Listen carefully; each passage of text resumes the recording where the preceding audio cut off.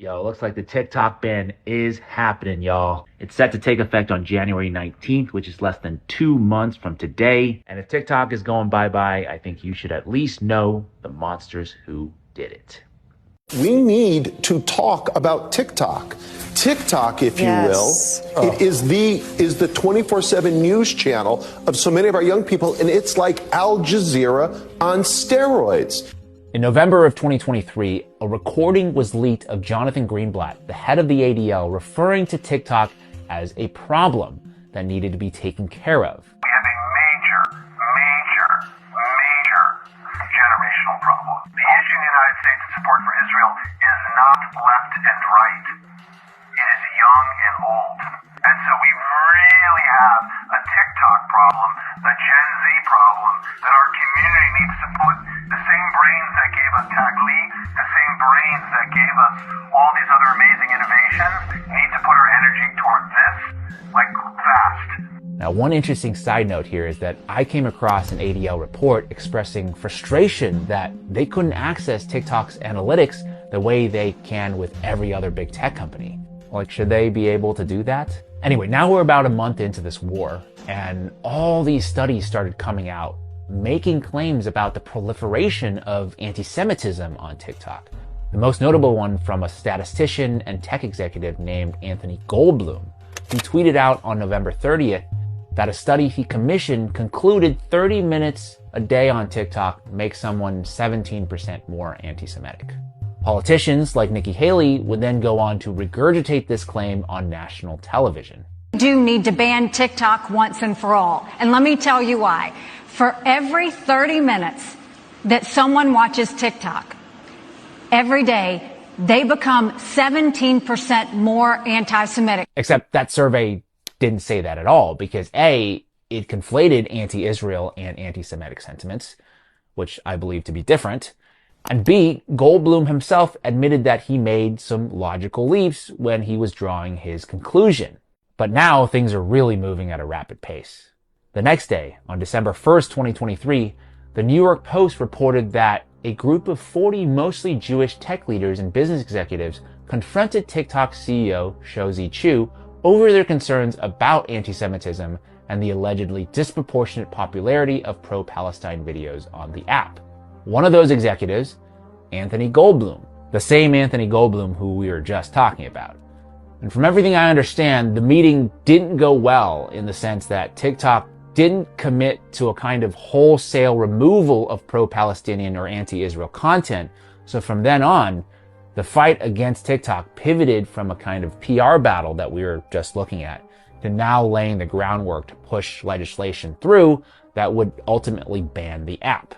In March of 2024, a bill was introduced in Congress, H.R. 7521, called the Protecting Americans from Foreign Adversary Controlled Applications Act, sponsored by Representative Mike Gallagher. Foreign adversary control of what is becoming the dominant news platform for Americans under 30. This is a common sense measure to protect our national security. I urge my colleagues to support this critical bipartisan legislation.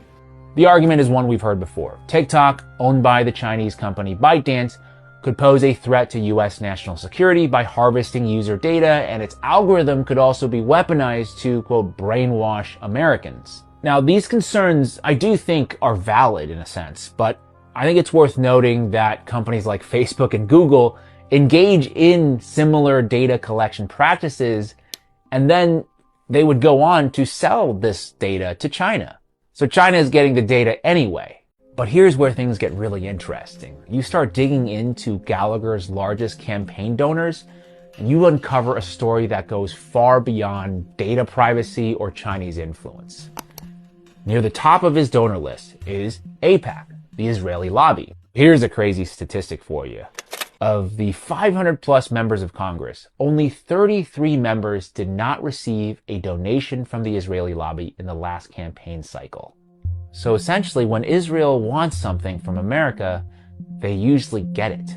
Now, another contributor I want to draw your attention to, Palantir Technologies, which is a defense contractor co-founded by billionaire Peter Thiel. Palantir just happens to work very closely with the Israeli military, providing advanced surveillance and targeting software used extensively in their war on Gaza. And one of their consultants, a man named Jacob Hellberg, was responsible for writing the bill. Yeah, it's incredible. A defense contractor who profits off Israel's war were also the ones behind drafting a bill that would, in effect, stifle criticism of said war, which is a clear conflict of interest, no?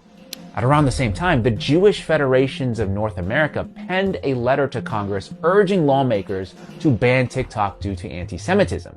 Not one mention in their letter about China or data privacy. TikTok runs all sorts of videos that portray the Israelis acting towards the Palestinians in barbaric ways.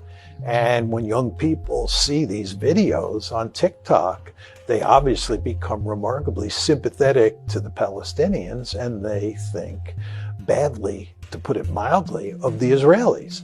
So the lobby would like to shut down TikTok. On March 23, 2024, H.R. 7521 passed with largely bipartisan support. Looking back, I was fully expecting the bill to pass the House very, very quickly and easily, because there are a lot of bills that pass the House and don't make it through the Senate. The Senate is meant to slow things down.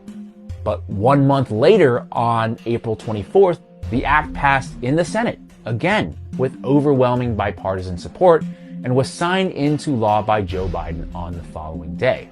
Like I said, I had never seen a bill go through Congress with that kind of speed and velocity, with very little opposition or debate. It's wild. And maybe even wilder, by that summer, Mike Gallagher, the representative who had sponsored the bill, was now working for Palantir as their head of defense. He didn't even finish out his term. He just resigned from Congress and took a job there. I know, all of this sounds like a crazy conspiracy theory. In fact, the ADL did call this a conspiracy theory. The Atlantic also called this a conspiracy theory.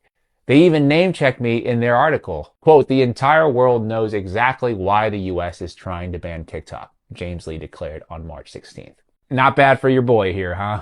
And honestly, this would remain a conspiracy theory. I don't know if I would have made this video if they hadn't come out and confirmed their true motivations. Typically, the Israelis are good at PR. What's happened here? Some wonder why there was such overwhelming support for us to shut down potentially TikTok or other entities of that nature. If you look at the postings on TikTok and the number of mentions of Palestinians relative to other social media sites, it's overwhelmingly so among TikTok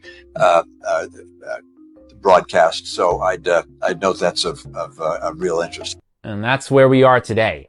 China or Israel? I'll let you be the judge.